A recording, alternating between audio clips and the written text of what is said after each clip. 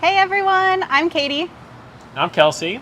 And we're here at Ooni HQ in Austin, Texas. We are getting prepped and ready for Ooni Day, which is this Saturday, May 21st. It's our global pizza party. People around the world will be gathering friends and family, getting together to make pizza either at home, in their conventional oven, or with one of our ovens. There's also a big charity component to our pizza party, which we're super excited about. So for every pizza that you make at home and register on our site, we will donate $1, €1, or £1 to a local hunger charity. So Ooni Day is an awesome opportunity for us to make pizzas and have fun and give back to the community. And with that in mind, we wanted to give you guys some insight into how to make some of the classics if you're cooking for a crowd this Saturday. So Kelsey and I will be cooking up a classic pepperoni and a margarita pizza, both coming from Cooking with Fire, which is our Ooni cookbook done by our founders, Christian and Dorina. Sweet.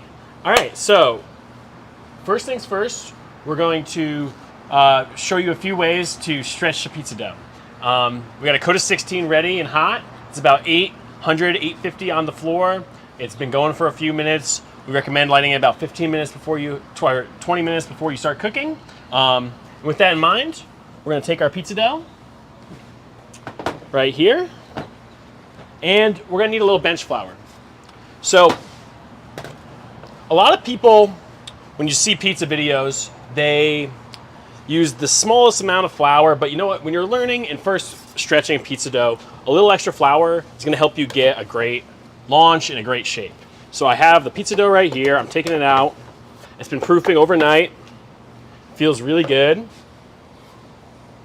Another thing about stretching pizzas outdoors too is, we're in Central Texas right now. The heat and pizza dough is a tough combination. So a little extra flour on the bench or on the peel when you're launching is going to give you a help.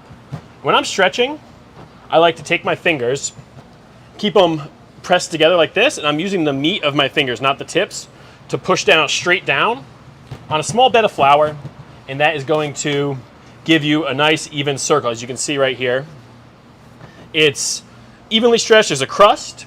There's a good sized crust. I avoid touching it when I'm stretching it and pressing down. And when you get to a size like this, about 6-7 inches, it's the perfect time to pick it up and stretch. There's many ways you can stretch a pizza, and this is a problem that everyone has. Everyone has a hard time learning how to do this. Dough is very delicate. One of the easiest ways to learn is basically a method where you hold your hands like this, like so.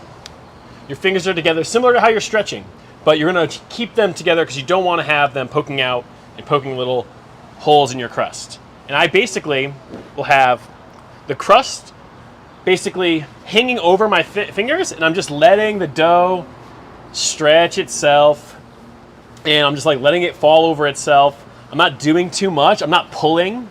You notice if your dough is properly proofed and soft, it should stretch pretty easily. Yeah. And now, when I'm on top, I want to get this pile of flour out of the way. One thing you don't want to put, you want a little bit of flour underneath so it's not going to stick to this metal board in the heat, but you don't want to launch it with a bunch of flour underneath, because that's the pizza that when you get a pizza and there's a bunch of like big burnt spots or brown spots on the bottom, that's from burnt raw flour. If you've ever had like a sort of burnt taste on the bottom of your pizza, that's probably what's going on. You probably got a little too much flour under there. We're going to use a perforated peel also to launch, and that's really great because it allows some of the flour to fall off before you actually launch into the oven. Awesome. And I think we've got a question. Yeah, we've got one question from the chat here. Have you guys ever made an apple pizza? What do you think about apples on pizza? There's I've definitely done apple pizzas before in more of like a cheese boardy way with some like softer, like funkier cheeses like a gorgonzola or some sort of camembert.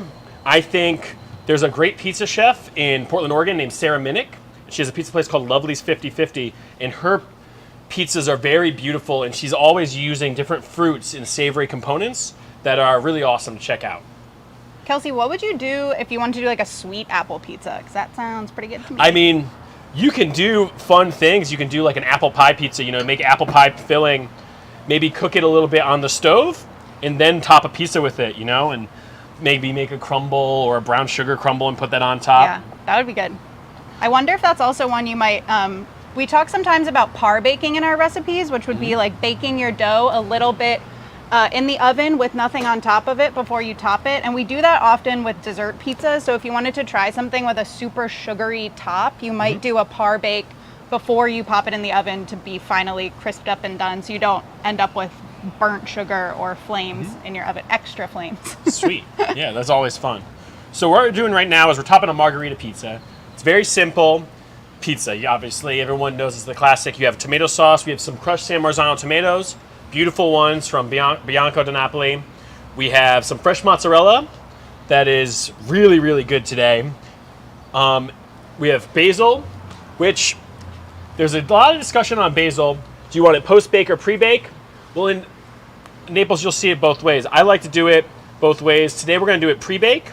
It kind of like cooks into the sauce a little bit. A lot of people will say it'll burn, but you know what? I really don't think it does. It might get a little crispy char on it, but that'll be delicious. And Kelsey, when you put on your sauce, how much sauce do you do for like a 12-inch pizza? For a 12-inch pizza, it's about 3 ounces. And the nice thing about a Neapolitan pizza is it's very simply topped. You're not doing complete coverage of cheese. You want a little bit of everything in each bite, but not too much. So you notice when I'm topping, like I have the cheese is pretty even. And what I like to do is top from the crust and then in. So everything gets a little bit of bite. You don't end up with half a slice of pizza with no cheese on it. And it should eat pretty evenly. Yeah. Okay, we got another question from the chat. what are your top 3 tips for newbies making pizzas in our Ooni? We just got one as a Ooh. Well, so the first thing I would say is that, like, be patient is a first tip. It's cooking at a high heat for the first time is a little difficult. Obviously, it's going to take a couple trial and errors. So maybe the first time you do is order some of our dough or go to a grocery store and just buy. Don't like worry about making the dough the first time, you know? Buy your favorite ingredients, cook a few, maybe buy a couple extra dough balls so like you don't mess up the only 2 dough balls you have. Yeah.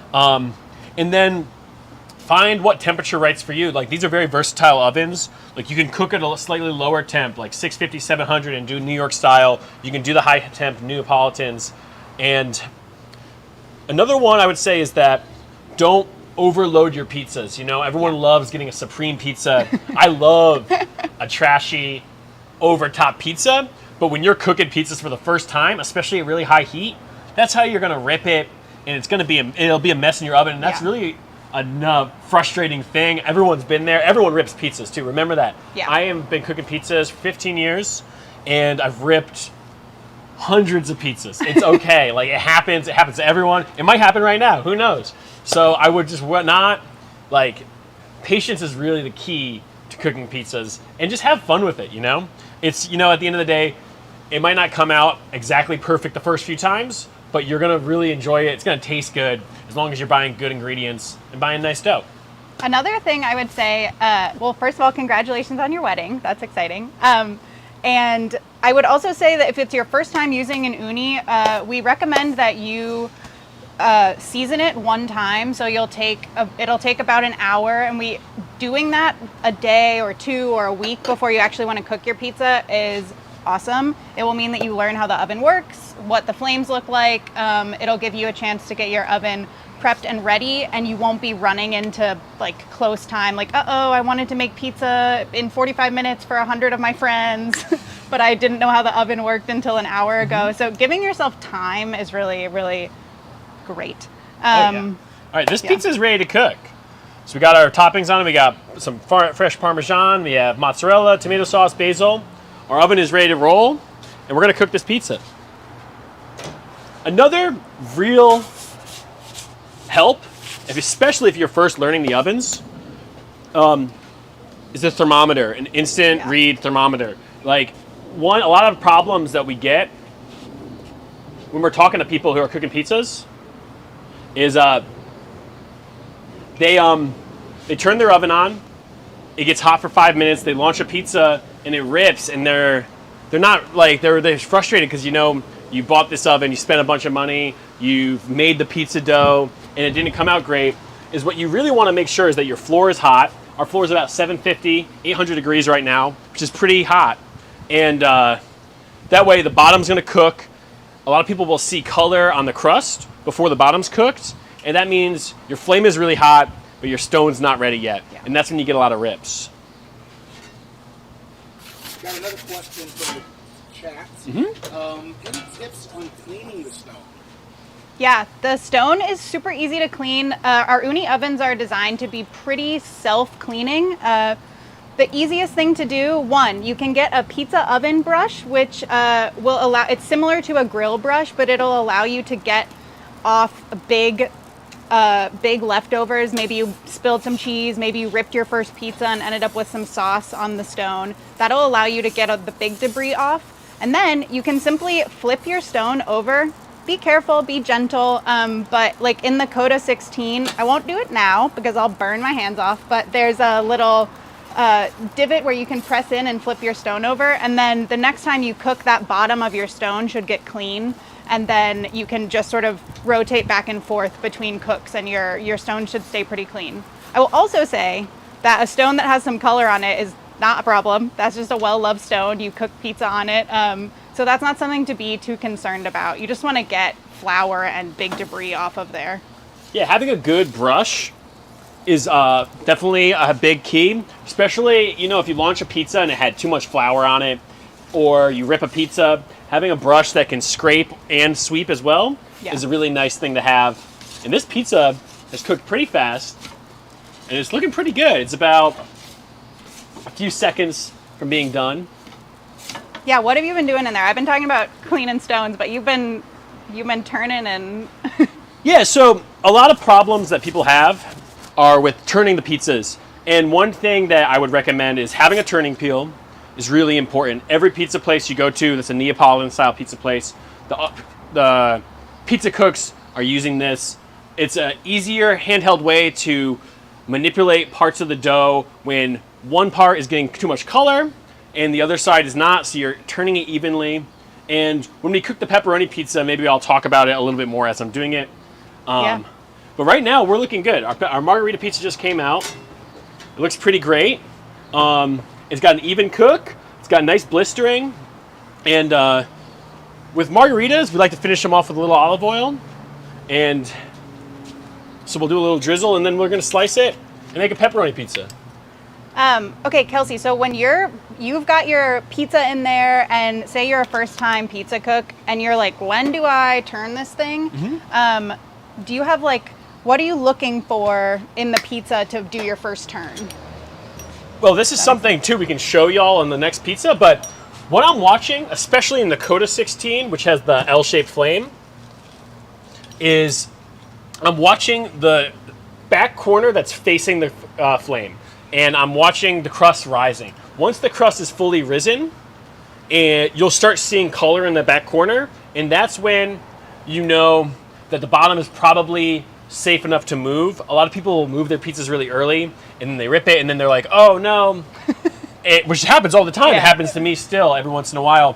One of the things you want to watch for is crust fully risen, and then watching the back corner for color. You could also peek on the bottom, If you want to move your pizza, you think it's time, but you do a little peek under the bottom of the crust, and you see it's really soft. Maybe give it another 5-10 seconds, and then start turning it. Okay, another question from the chat. I have a Coda 16. Any hints on any difference in technique when using charcoal, wood, or gas? Well, this is interesting. I just cooked a bunch on the Coda 16 with charcoal and wood yesterday, which is very fun. It's very more romantic style of cooking, I think. The propane is pretty easy and great. I love it. So when I'm building my charcoal base, I have the fire starters, like the little wooden fire starters that you can get at Home Depot or anywhere. And then I'll build put 3 or 4 of those under the charcoal. And I get the high heat charcoal, like the Binchotan or the Korean stuff. And you always want to use lumpwood charcoal, so you don't want to buy briquettes or anything. You're going to choose lumpwood from either from us or from your local store. Those all work. And you want to build it so the charcoal is cold, or not cold, sorry, gray. Not cold. Don't want cold charcoal, that one probably won't work. So you want it to be gray, and then one time when it's gray, check the temperature of your oven. It'll probably be a little lower than you think you want it to be. That's when I'll either put some wood chips or another layer of charcoal on top, and that'll get it to being at your right temp. Okay, another question from the chat. My base gets cooked well, and the crust gets colored, but the toppings aren't cooked well, mostly, in my Coda 12. How can I fix that? Well, there could be a few things going on there. When you're having a lot of color and your top of your pizza is not cooking well enough, it might be your oven's really, really hot. Or another thing that I really, you don't really think about that much until you see it and you talk about it, is that sometimes your cheese can be sliced really thick. Yeah. I've had that happen before. I went to a speech by Chris Bianco, who's one of the foremost pizza makers in America, and he talked about the moment when he realized his mozzarella was too thick because you were having cold cheese on top of a warm pizza.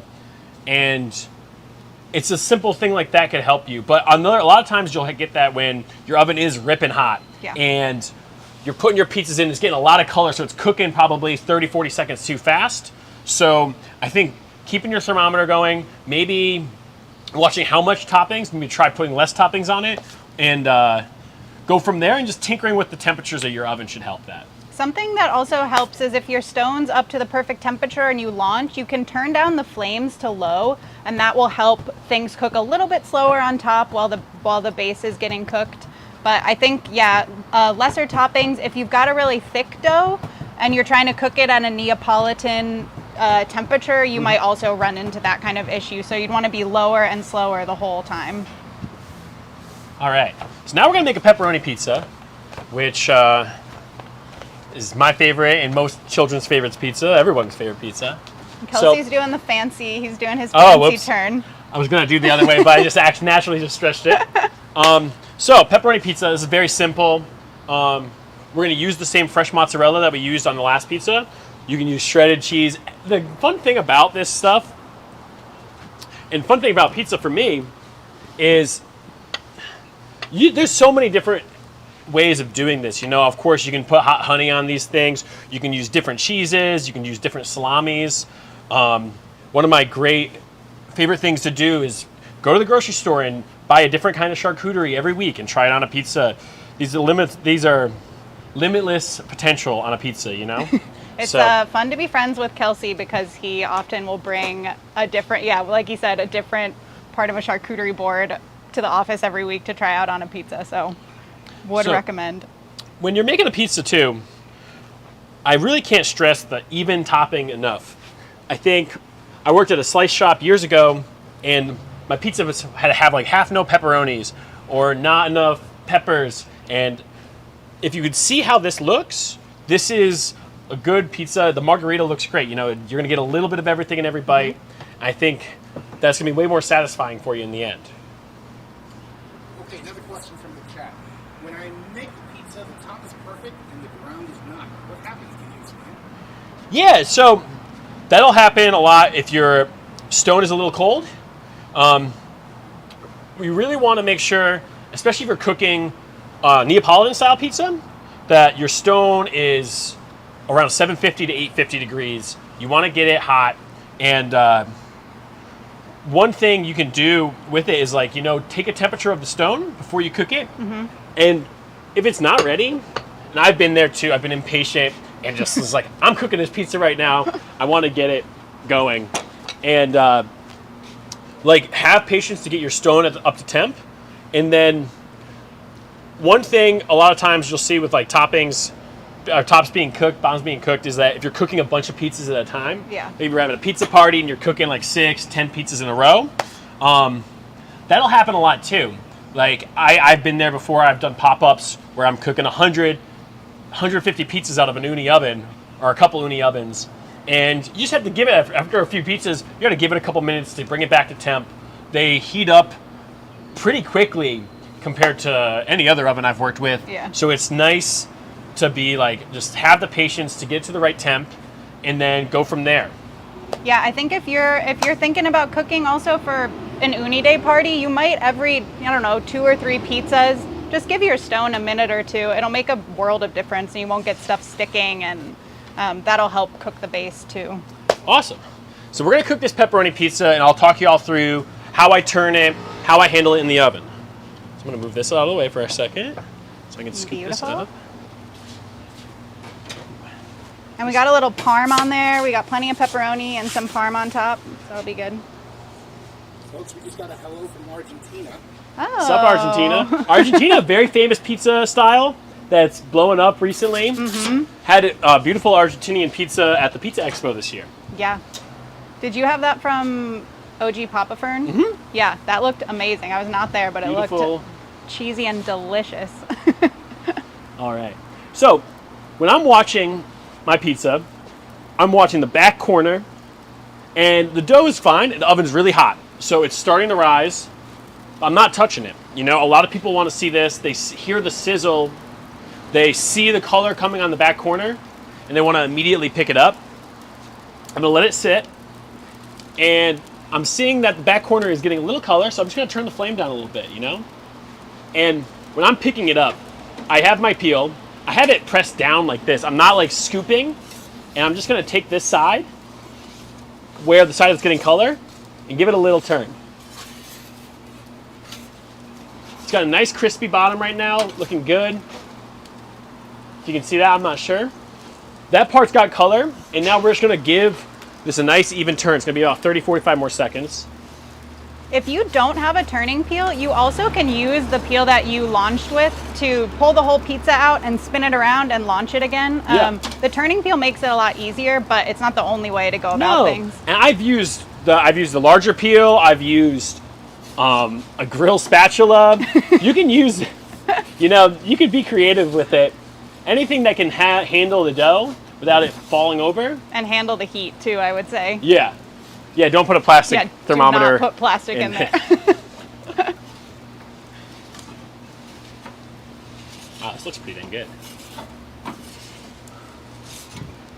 All right. So. One more question there. Would you suggest for first timers to make their pizza on a peel? Like stretching it on the peel? Yeah. That is a much nicer way to do it for a lot of people when they're starting out. One thing I will suggest if you're doing that, especially if you're doing that outdoors, don't be afraid of the flour underneath the dough on the peel, especially if you're using a wooden peel. They tend to stick to any of these peels if it's really hot out, especially if you're using a wetter dough like a Neapolitan dough. And I would say that before you launch it, and imagine this is a raw pizza, give it a little shimmy and see if it moves. If it moves, it's good to launch. If it doesn't move, you're gonna wanna take it, just try to slide it off or put a little extra flour underneath, because if you shimmy it and it's not wiggling, you're gonna try to launch it, it's gonna get stuck. You're gonna end up with a football shaped pizza or a rip, which is no fun. Football shaped pizzas are delicious, they're just as delicious, but once you rip it, that's not as fun. Sweet. So we got a beautiful pepperoni pizza that's ready to cut. This is gonna be great. I'm starving. I haven't yet had any lunch, so. Can you show the bottom of that one, Kelsey? Yeah, for sure. So, A little booty pick. see how it has some nice leoparding on the bottom? Not too much color. That's really what you want on the Neapolitan. Was it able to see that? Or perfect. So you want some nice color on the bottom, but you don't want a bunch of black spots. Kind of similar to how the crust looks. A little golden brown. And this should be good to eat. At least one of them is. You ready? Yeah. Let's have a little margarita. Hell yeah.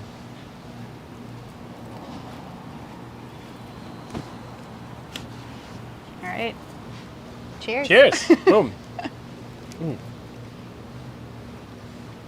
Yum. Pretty good. Pretty good. The thing about both of these pizzas is they seem really simple, but at a party, often I feel like a margarita and a pepperoni are kind of your basic staples that everyone's going to be into, which is a win-win because it's easier even than prepping a bunch of toppings. But also thinking about throwing a party, a thing that we love to do is prep all of our toppings in advance. So you'll see that over next to Kelsey, everything we're going to cook with is chopped up and ready to go. So we're not trying to chop cheese as we're topping the sauce, as we're figuring out the dough. It's all sort of ready to grab and go, which is a lot easier. Oh, yeah. Yeah. Sweet. Awesome. Cool. Well, thank you guys so much for watching us cook. And yeah, we hope you guys throw a party on Saturday. And if you do and you throw a party, go to Ooni.com and you can register your pizzas there. And for every pizza you make, we will donate $1, €1, or £1 to a local hunger charity. So we'd love to get your pizzas counted and have them give back. awesome. Thanks, guys. Thanks.